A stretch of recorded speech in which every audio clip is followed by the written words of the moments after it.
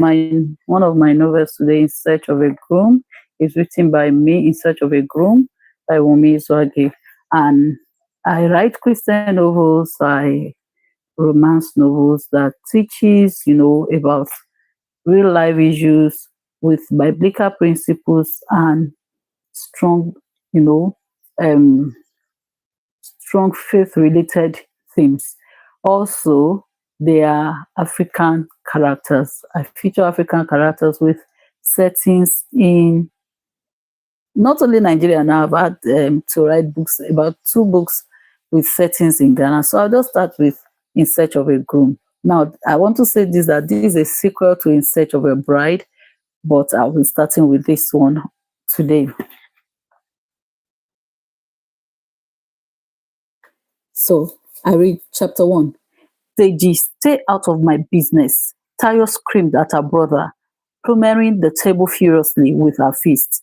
Deji squinted and stared at his sister, who seemed like a stranger these days. You came all the way from Lagos to Ijebu Ode to ask me to stay out of your business? Tell me you're kidding me right now, Deji said as he stood up from his desk. Deji, I mean every word I have said. Are you the one who cursed me that won't marry? Why would you pay Jide to stay away from me? She asked. This is because the guy is bad news. Tayo, it's unbelievable you refuse to see through him. When I see that guy, I smell deceit a mile away, he said. Why not keep your smell to yourself and let me enjoy my relationship in peace? And by the way, his name is Jide and he loves me, she yelled. He loves you? Are you trying to convince me or yourself about that? Deji asked in distaste. Deji, Tayo said in an uncharacteristic, shaky voice as she wagged a finger at him. Deji looked at his sister with compassion and gently embraced her. See, please don't get too desperate. A man who will love you will soon come, she whispered to her. She pulled back and looked at him. When? A deafening silence immediately enveloped the room. Tayo was waiting for an answer from her brother. To her, the wait felt like an eternity. And when Deji refused to respond, she moved further apart from him. You see, you don't know. Well, a bird in hand is worth 2 in the bush. Let me make do with Jide. Can't you just be happy for me and support me like I did for you with Gloria? I am not asking for too much, Deji. Deji reached out to touch her, but she further stepped away from him. She picked up her bag and looked at her brother. If you can't do this for me, then let's just stay on our different lanes. No, Tayo. No one who loves you will separate you from your loved ones. Don't let Jide do this to us, he whispered hoarsely. Jide didn't do it. You, Deji, did it. You stepped out of line when you offered to pay Jide to leave me alone, she wailed. She turned to leave, but Deji quickly held her hands. Tayo, please don't do this. Don't be like this. This is Deji. It's me, your brother.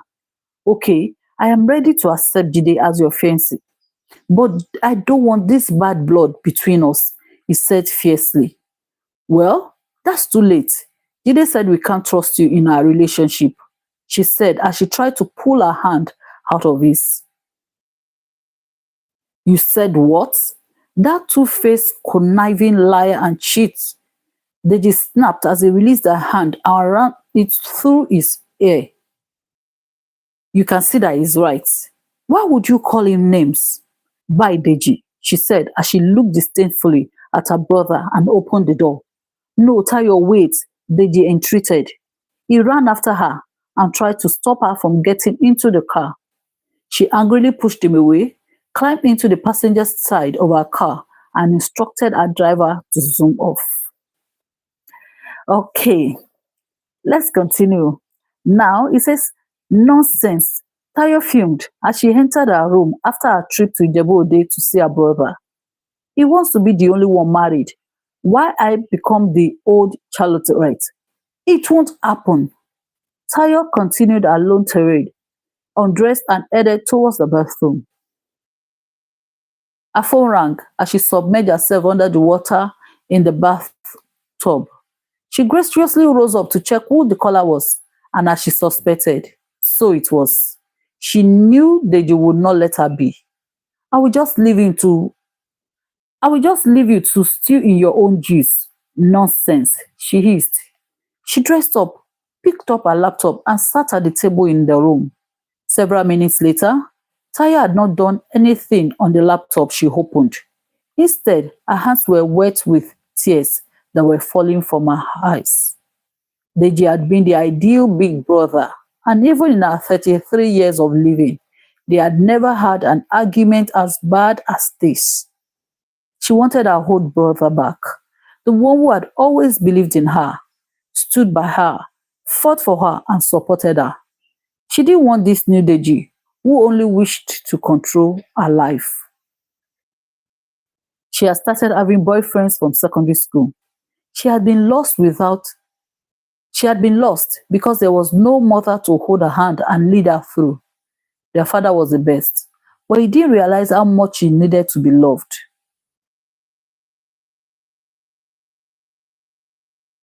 She had changed boys like cloth till her undergraduate days in the UK, when she had moved with the wrong crowd and she had fallen into a dark place, doing drugs, alcohol, homosexuality, and then at last depression had set in.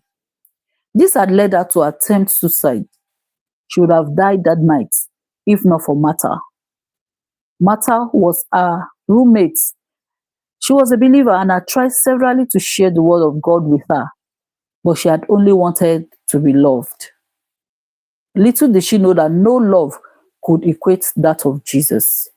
Martha had fallen, sorry, Martha had called an ambulance as she gasped and struggled for her life in the room. She had also called her dad, who had flown into the UK as soon as he could. They did not know anything about this because she had insisted that their father shouldn't tell him. She knew him. He wasn't as strong as he made others believed. She saw how their mother's death had left him a shadow of himself. She had gone to rehab in the UK, defiling her admission for a year. Martha had helped her through that 1 year journey in the rehab and had helped lead her to Christ at the age of 18. They didn't know how she had always longed to get a man to love her. Oh, the men had come, but most of them had either or now by no sex before marriage. And this continued to play until Jide came on the scene. Then Jide had gone to offer him. Then Deji had gone to offer him money to stay away from her. The nerve of him! She exclaimed, hitting the table hard. She needed to marry before she stopped producing eggs.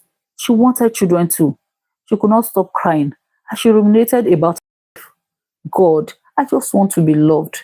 I know you love me, but I need a real man to love me too, she whispered as she abandoned her laptop and crawled into bed. She hugged the pillow to her chest as she reflected on her life in the last 15 years or so that she had given her life to Jesus and had been celibate. On several occasions, she had been tempted to just get down with any man. It had been a real battle because she sometimes had the urge to just have sex, even with any man she could get to do it with. But God had helped her, and is still helping her. But now, she was sure she was losing the battle. God, help me, she whispered. I'm losing this battle. I don't know how long I can afford to be celibate. I'm struggling, she cried. I can do all things through Christ who strengthens me. Yes, I can, Tayo exclaimed as this word of God dropped in her heart. She kept repeating it. She kept repeating it till the sweet arms of sleep. She kept repeating it till the sweet arms of sleep enveloped her and carried her to a place of sweet rest. Yeah, so I just finished reading chapter 1 of the book In Search of a Bride. In Search of a Bride. So I'll just go on to the chapter 2 now. The chapter one gives us a background story of what is happening. So Deji and Tayo are brothers. They're sibling, brother and sister. So Tayo is the lady, Deji is the guy. And in the other story that I said is a sequel to this, that this one is a sequel to In Search of a Bride. That's where we see Deji's story, how he went through all that he had to go through to be able to get a bride to marry him. So the story is this sibling lost their mom at a very young age, and it affected both of them in different ways. So let me just continue to chapter two. Are you serious? Tayo giggled as she held the phone between her shoulder and hair, while typing furiously. You don't say, she added as she paused in her typing. Okay then, I wish you all the best. Yes, send the letter. I will gladly sign the guarantor's form for you. Okay, bye. Love you, she added, blowing a kiss to the phone before disconnecting the call. She smiled as she thought of how happy she was lately because of her relationship with Jide. She stared into space as she remembered how they had met at her brother's wedding about a year ago. He had been a guest from the bride's family, and they had connected almost immediately. They had only made it public some months ago, and the only thing Deji could do was to send him packing. That's a lie from the pit of hell, she thought as she went back to her work. Later in the day, a new PA had called to inform her that the team from the IT company contracted to overhaul the company's software was around. She quickly checked her wristwatch and realized she was running late for her lunch date with Jide. She had been engrossed in work. Please take them to the accounts department and let them speak with Mr. Gabriel. He will update me. I need to be on my way for another meeting now. I need to be on my way for another meeting now. Tayo instructed as she closed the file she had been typing. As she closed the file she had been studying and picked her bag from the table. She went to the toilet and touched her makeup before calling her driver to drive to the front of the building. It took another 1 hour to drive to the Chevron area of Lagos Island, where the restaurant that Jide had chosen was situated. Tayo always wondered why Jide didn't like to come to the mainland or even the part of the island where her office was located. Hello, pretty, he called before she saw him. Her smile became brighter as she doubled her steps towards the table where he sat. He stood to give her a peck on her cheeks. Removing her designer sunglasses, she smiled at him again. She always loved that he was openly affectionate. Hope you haven't been waiting for long, she asked apologetically. Not really, say about 10 minutes, he replied, checking his wristwatch. The traffic was really bad. But I don't know why you don't want to leave this area. Thank God I didn't have to come to Osaka, London today, she said, sounding relieved. Are you saying you don't like my area? He asked briskly, and Tayo's smile quickly disappeared from her face. No, she replied, waving her hand in denial. I was teasing, she added. He huffed and turned to pick up the menu. After perusing, he dropped it angrily on the table. I think I just lost my appetite, he bellowed. Tayo was now afraid. She stretched to touch his hand, but he quickly moved it from her reach. I said I was teasing. I'm sorry, she pleaded. You can order what you wish to eat. I will just wait for you to finish eating, he said, folding his hands on his chest defensively. No, now, don't do that. But I said I was only teasing. How do I come all the way? How do I come all that way and this is the way you want to treat me? After much pleas and persuasion, he finally agreed to it. As they ate, Jide brought out an envelope and placed it on the table. This is the guarantor's form. I don't want you to forget. Yes, that's true. I'll just go with it and have my lawyers read through, Tayo said as she reached for the envelope. She was, however, not fast enough as Jide held it down on the table with his hand. And why do you need to do that? Aren't you supposed to be my fiancé? I know your brother has some seeds of doubt in your heart towards me. No problem. It's poor that I am poor. I haven't killed anyone, he said as he withdrew the envelope from the table. But Jide, why are you doing this? How can my brother poison my mind against you? We haven't even spoken since I confronted him about 2 months ago. I only wanted to do due diligence. But don't worry, I'll just peruse and sign it now, she said with a smile. Yeah, that's a that's my girl. You know, once I get this contract, then we can start planning our wedding, he said, and this brought a new light to Tayo's eyes and a big smile to her lips. I don't want your family to think that I'm marrying you for your money, he added as he picked at his teeth with his little finger. Tayo beamed at him before she quickly brought out the pink sheets of paper from the envelope. Jide's eyes dilated as he looked lovingly at Tayo. I love you, Tayo, Jide whispered in a way that sent tingles down to her toes. Tayo felt a quick heat run through her body. Her eyes followed the slow movement of his tongue from one end of his lips to the other. Like a snake recoiling, he sneaked his hand across the damask-covered table to where Tayo's hand rested on the envelope. You are the only one who truly accepts me for me, he whispered as he ran his fingertips on her hands. You don't mind coming all the way to my hood. You are truly a selfless woman, the one made just for me. He moved closer to her across the table. Tayo also drew forward towards him as if in hypnotism. He pouted his lips. You are the true definition of Proverbs 31 woman. I can't stop loving you, he added. Tayo's eyes became smoky, and God knew the only thing that wasn't making her remove her clothes there and then was because they were in a public place. Immediately the thought formed in her mind. She mentally shook herself and gently removed her hand from under his caressing hand. She pulled away and shook herself physically. Clearing her throat loudly, she opened her bag and searched for a pen. I should have a pen in here, she muttered as she bent her head, searching her bag. Oh, I found one, she exclaimed, just as Jide pointed another one at her. I have one here, he also said. They both smiled at each other.